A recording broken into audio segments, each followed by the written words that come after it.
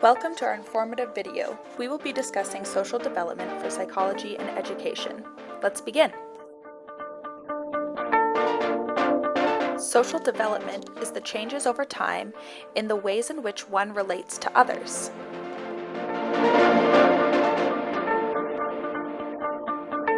Today, there is less emphasis on whether it is nature or nurture that helps a child develop, but rather how they work together to help a child relate to their surroundings and others. There are plenty of strategies teachers can use to promote or discourage particular behaviors. Teachers can use positive or negative reinforcement, give concise, clear, specific, and expected results, provide cueing, create learning contracts, or enforce the Premack principle, also known as Grandma's rule, where first do what I ask, then you may do what you like. It is important for teachers to understand why a student may be behaving undesirably. Knowing why students behave one way is easy, but understanding what they are getting out of the consequence is very important. After teachers know what the student needs, the teacher and student can collaborate to create a self-management strategy that includes goal setting, monitoring, evaluating, and reinforcing. Let's continue. There are some theorists who believe that learning occurs most effectively in a different manner, where consequence is viewed as information being gathered on behavior, but not necessarily enforcing a behavior.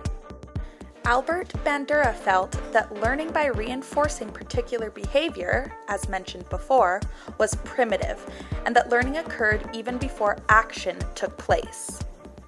Hello, my name is Albert Bandura. I'm going to talk to you about my theories surrounding social development. I developed that reinforcing particular behaviors is primitive, and learning occurs even before actions take place. Learning occurs first by observing and then by doing. There are two categories by observational learning: inactive learning and observational learning. This is the beginning of my social development theory. During an experiment I conducted using a Bobo doll, I proved that children learn from observations and become more inclined to behave in a particular way when incentives are involved. I later developed that learning cognitive theory, where I focused on modeling, teaching learners to think, believe, self-regulate, and make comparisons and judgments on an influence in social, emotional, cognitive, and behavior development. This is footage taken from Bandura's Bobo doll experiment. In both cases, these children had watched adults behave aggressively towards the Bobo doll.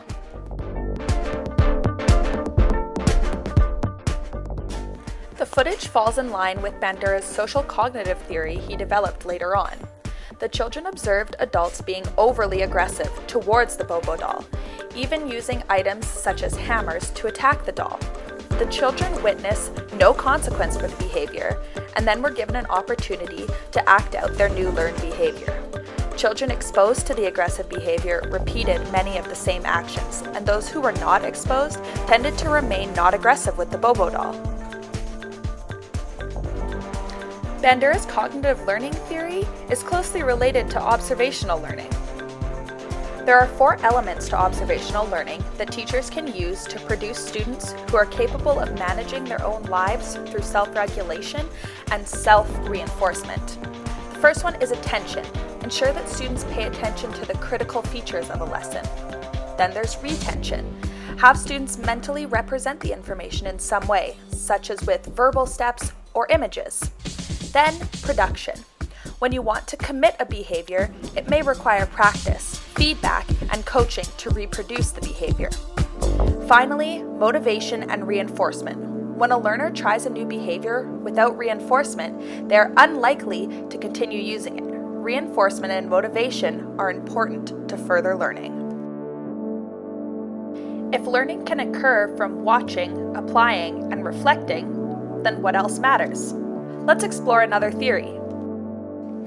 Beyond learning a behavior, we have to take into consider motivation, or the internal state that arouses, directs, and maintains behavior.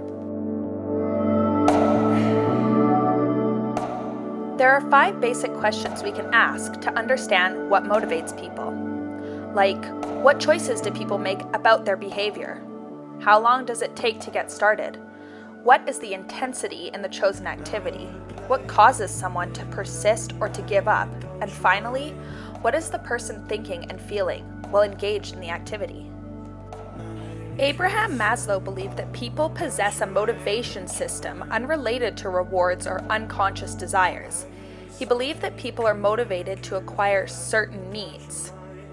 This theory was called the hierarchy of needs, and it existed to explain motivation based on 3 needs: achievement, power, and affiliation.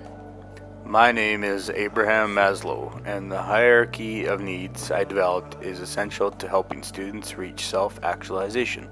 My suggestion for teachers is to create positive connections with their students and provide options for your students to ensure they feel they have control over their own lives.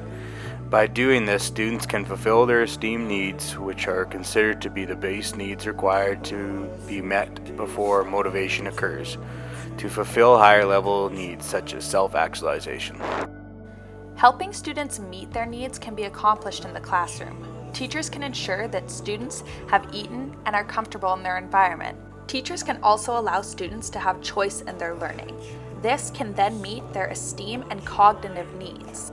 If a student perceives that they have options and are in control of the situation, their motivation will most likely increase so they can begin to meet other needs. The ultimate goal is self-actualization. After this, Maslow suggests that motivation to seek further fulfillment increases. So, we understand how behavior is learned and what motivates learners to strive to fulfill their full potential. How does it impact their social development? Let's try to connect it all. Remember, social development is changes over time in the ways in which one relates to others. Albert Bandura suggests that learners can develop behaviors by watching. This observational learning helps students relate to their surroundings and better understand how their behavior will impact their interactions with others. Abraham Maslow recognized that interacting with others and your surroundings is an integral part of meeting your needs to reach self-actualization. So what could this all mean? Well, behavior can be learned through observation and the anticipation of outcomes that will be associated with a particular behavior. The motivation to learn particular behaviors and grow in the classroom setting allows students to meet their needs and continue to strive to reach their full potential. With all that being said, consider this. How might teachers use Bandura's theory in combination with Maslow's theory to influence the positive social development of young children in a classroom? If you would like to read more about social development, please visit socialdevelopmented.weebly.com. We hope you enjoyed our video, and hey, thanks for watching.